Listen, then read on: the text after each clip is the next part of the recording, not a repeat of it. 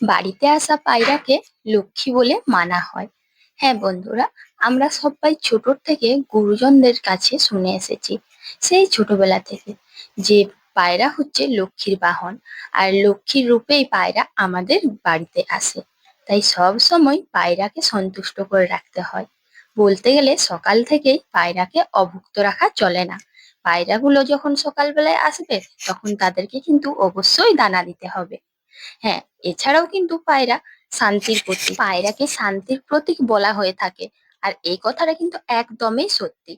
এই যে সকালবেলায় পায়রাগুলো যখন উড়ে উড়ে আসে, আবার তারা যখন দানা খেয়ে উড়ে চলে যায়, এদেরকে এই যে মধ্যে যে সময়টা, এই সময়টা না সত্যি আমাদের সকলের মনে প্রাণে একটা ঠান্ডা স্রোত বয়ে দিয়ে যায়। একটা যেন শান্তির আভাস পায়। আর সকালবেলায় এই সুন্দর মুহূর্তটা আমি কিন্তু গ্রামে থেকে অনুভব করি। আর বিয়ের পর থেকে এই অনুভূতিটা আমার মধ্যে বয়ে চলেছে। পায়রাগুলোকে খাবার দিয়ে চলে এলাম আমার এই বাগানটাতে। আমার এই সুন্দর বাগানের মধ্যে আমার যেন আরো মনটা ভরে ওঠে। প্রতিটি মানুষই ঘুম থেকে উঠে যেন আজকের দিনটা খুব সুখ, শান্তি আর আনন্দে ভরে উঠুক। তো আমরা তো জানি না যে সারাদিনটা কিরকম কাটবে, কিন্তু প্রতিটা সকালের মুহূর্তটা যদি আমরা নিজেরাই একটু সুন্দর করে তুলি, তাহলে কতটাই ভালো হয়। পরের কথা পরে, কিন্তু যতটুকু আমরা পারবো যদি সকালটা খুব সুন্দর দিয়ে সূচনা করি, আশা করি পরেরটাও খুব সুন্দর হবে। তো বন্ধুরা, আমি মুনমুন, ব্লগার মুনমুন চ্যানেলে তোমাদের প্রত্যেকে জানাচ্ছি স্বাগতম। আর যে বা যারা যেখান থেকে ভিডিওটা দেখছো, নিশ্চয়ই তোমরা ভালো আছো। আমিও খুব ভালো আছি। এই যে দেখো, তোমাদের সাথে বকবক করতে করতে প্রত্যেকটা গাছের থেকে ফুল তুলে নিচ্ছি। এই যে স্থলপদ্ম ফুলগুলো তুলতে গিয়ে একটা ঝামেলা হয়। এটার যে বোটাগুলো খুব শক্ত, তাই একটু টানা হিচড়ে করে তুলতে হলো। ভিডিও শুরু করার আগেই বড়দের জানাই প্রণাম, ছোটদের জন্য রইল অসংখ্য ভালোবাসা। গ্রামের এই ছোট্ট পরিবেশে আমি নানান রকম সুন্দর মুহূর্ত কাটাই, আর সেগুলোই তোমাদের সঙ্গে তুলে ধরি। হ্যাঁ বন্ধুরা, আমার ভিডিওগুলো তোমাদের কেমন লাগে অবশ্যই কিন্তু কমেন্ট করে জানাবে। আর আমি গ্রামে থাকি, তাই গ্রামে সুন্দর সুন্দর মুহূর্তগুলো শেয়ার করার চেষ্টা করি। তো যতটুকু পারি তোমাদের সঙ্গে শেয়ার করি। আর আমি তো খুব বক বক করতে পারি, তাই তোমাদের সঙ্গে অনেক রকম গল্প করি। আর আজকেও একটা নতুন ভিডিও নিয়ে চলে এসেছি, আশা করছি ভালো লাগবে। আমার এখন বেশ কয়েকজন মিষ্টি মিষ্টি বন্ধু রয়েছে, যারা প্রতিদিনই আমার ভিডিও দেখো আর আমার ভিডিওতে কমেন্ট করে যাও। তো সমস্ত বন্ধুদের জানাচ্ছি অনেক অনেক ধন্যবাদ পাশে থাকার জন্য। আর এইভাবেই যেন তোমাদেরকে সবাইকে আমি পাশে পাই আর একটু এগিয়ে যেতে পারি। ফুল তুলে আর পায়রাগুলোকে দানা দিয়ে সকালে টুকটাক কাজ করলাম, যেমন উঠোনটা ঝাড় দিলাম, আর বাড়ির মধ্যেও ঝাড় দিয়ে দিয়েছি। এখন চলে এসেছি কলপাড়ে বাসন মাজতে। কলপারে কাজটা একটু বেশি থাকে, যেমন বাসন ধোয়া, ঠাকুর বাসন ধোয়া, কাপড় কাচা, ব্যাস এই নানাবিধ কাজগুলো করতে করতে আমাদের প্রায় একবেলা চলে যায়।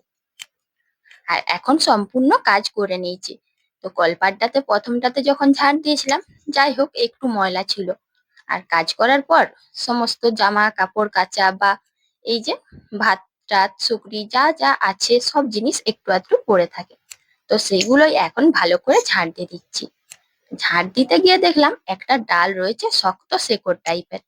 তো জানো তো বন্ধুরা, শক্ত শেকড় টাইপের যদি কিছু থাকে, তাহলে কিন্তু সিমেন্ট বলো বা মাটির দেওয়াল বলো বা যাই থাকুক না কেন, সেগুলো ফাটিয়ে দিতে পারে।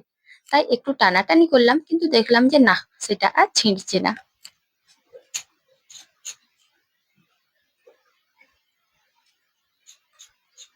বাসি ঝাঁটা অবশ্যই ধুয়ে নিতে হয়, তাই ভালো করে ঝাঁটাটা ধুয়ে নিচ্ছি। আর ধোয়ার পর তো একটু শুকনো করতে দিতে হবে, না হলে দেখবে ঝাঁটাটা তাড়াতাড়ি নষ্ট হয়ে যায়।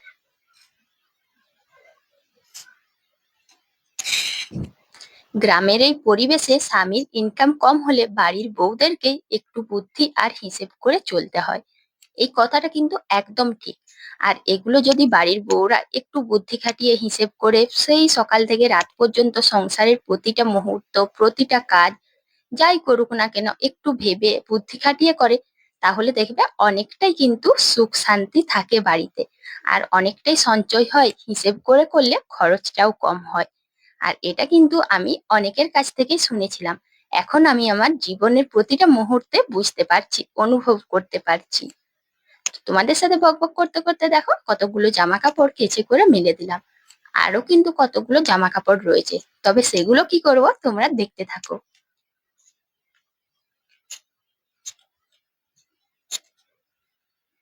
এই গামলাটার মধ্যে অনেকটাই জল ঢেলে দিলাম, প্রায় 1 বালতি, কিছুটা কম। এরপরে দেখো আমি কি করছি, তোমাদের দাদা ভাইয়ের অনেকগুলো জামা কেচেছিল। তো জামা কাচলে যেগুলো শার্ট, তোমরা তো সবাই জানো যখন বাড়ির বাইরে বেরোয় ছেলেরা, শার্ট গুলো যখন পরে যাবে ওই কাঁচা ধোয়ার পর পুরো জড়ো পুটলি হয়ে থাকা নরম নেতনেতে এগুলো কখনোই পরে যায় না। তাই সেই জামা কাপড়ে মার দিতে হয়, আয়রন করতে হয়, বিশেষ করে যদি সেগুলো আবার আলমারিতে তোলা জামা কাপড় হয়। আর আজ আমি কেচেছি তোমার দাদা ভাইয়ের আলমারিতে তোলা কিছু জামা কাপড় গুলো। তো সেগুলো এমনি এমনি মিলে দিলে হবে না, তাই এই যে অল্প একটা মার নিয়ে এসেছি। আর এটা কিন্তু দোকানে খুব সহজেই পাওয়া যায়। মার বলতে খুব বেশি যে কড়কড়ে মার এমনটা না, খুব পাতলা মার। আর এটার উপরে একবার একবার আয়রন চালিয়ে দিলে খুব সুন্দর নরম থাকবে, আর এটা কিন্তু একটুও ভাঁজ থাকবে না। বর্তমান পরিস্থিতিতে জিনিসপত্রের যা দাম বেড়েছে সেই হিসেবে কিন্তু এই ব্যাপারটারও দাম বেড়েছে। এই জামা কাপড়গুলো যদি আমি কোনো লন্ড্রিতে দিই বা আয়রন করার জন্য যারা আয়রন করে তাদেরকে দেওয়া হয়, তাহলে প্রত্যেকটার ওপরে প্রায় 15 টাকা করে পড়বে, আর কোথাও 20 টাকা। সেই জন্য আমি যখনই যে এই ভালো জামা কাপড় কাচি তখনই কিন্তু বাজার থেকে 1টা কি 2টো প্যাকেট মার নেওয়া করাই, আর সেইগুলো জলে ভিজিয়ে রাখি। তো দেখো আমি জলে কিছুক্ষণ ভিজিয়ে রাখবো, তাহলেই মারটা বেশ শক্ত শক্ত হয়ে যাবে, আর তখন আমি ওগুলো রোদে মিলে দেবো, আর রাত্রিবেলায় যখনই ফাঁকা সময় পাবো তখন আয়রন করে নেবো। এতে করে আমার সংসারে কিছুটা খরচ কিন্তু বেঁচে যাবে। তো ওই কাজগুলো যখন করছি এদিকে দেখছি কাকিমা ডাল মিলে দিয়ে গেছিলেন, সেটার উপরে পায়রাগুলো পুরো তাণ্ডব চালাচ্ছে। সেই পায়রাগুলোকে আমি কতক্ষণ খেতে দিলাম, যদিও বা কেউ দেখেনি, না হলে ভাবতো যে পায়রাগুলোকে খাবার খেতে দিচ্ছে। তারপর পায়রাগুলোকে আস্তে আস্তে তাড়িয়ে দিলাম, না হলে আমাকেই বকুনি খেতে হতো। এই যে দেখো বন্ধুরা কতগুলো মসুর ডাল ছড়িয়ে ছিটিয়ে দিয়েছে, যাতে কেউ ব্যাপারটা না বুঝতে পারে সেই জন্য আমি ভালো করে বস্তার সাইড থেকে একটা সাইডে মসুরগুলো করে দিলাম। আর যেগুলো পড়েছে সেগুলো একটা নির্দিষ্ট জায়গায় ফেলে দিয়েছে, ওটাও কিন্তু যে কোনো সময় পায়রাগুলো এসে খাবারটা খেয়ে নেবে। তারপরে চলে এলাম রান্না বান্নার দিকে, আর রান্না বান্নার দিকে না গেলে সংসারের কোনো কাজেই এগোবে না। তো কিছু শাক তুলে এনেছিলাম, সেই শাকগুলো এখন ভালো করে বেছে নিয়েছি, আর সেগুলোই দেখো এখন কেটে নেব। কি শাক কাটছি আমি সেটা কিন্তু তোমরা অবশ্যই বলবে। আর এই শাকটা কিন্তু তোমরা অনেকেই দেখেছো, তবে এটা কিন্তু কিনতে পাওয়া যায় না। তবে পৃথিবীতে যত শাক রয়েছে সব থেকে সুস্বাদু শাক কিন্তু এটাই।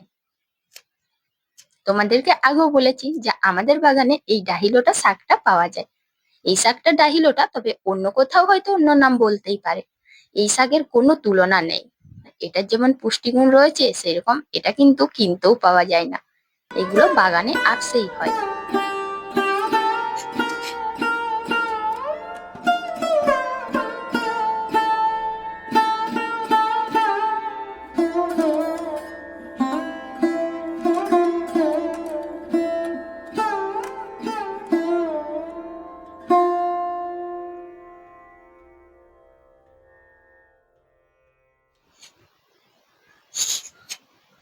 সমস্ত কিছু রান্না বান্না সব সবজিগুলো কেটে নিয়েছি, আর সবজি কেটে রান্না করতে বসে গিয়েছি। তবে এখনো কিন্তু আমি ভাত বসাইনি, এখন একটু ফাঁকা সময় রয়েছে। আর ওই যে জামা কাপড় কাচলাম সেই জন্য সঙ্গে সঙ্গে স্নান করলাম না। জানো তো বন্ধুরা এখন যা গরম পড়েছে, তবে প্রত্যেক জায়গায় খুব গরম পড়েছে। এই গরমে এত ঘাম দিয়েছিল পুরো ভিজে গিয়েছিলাম।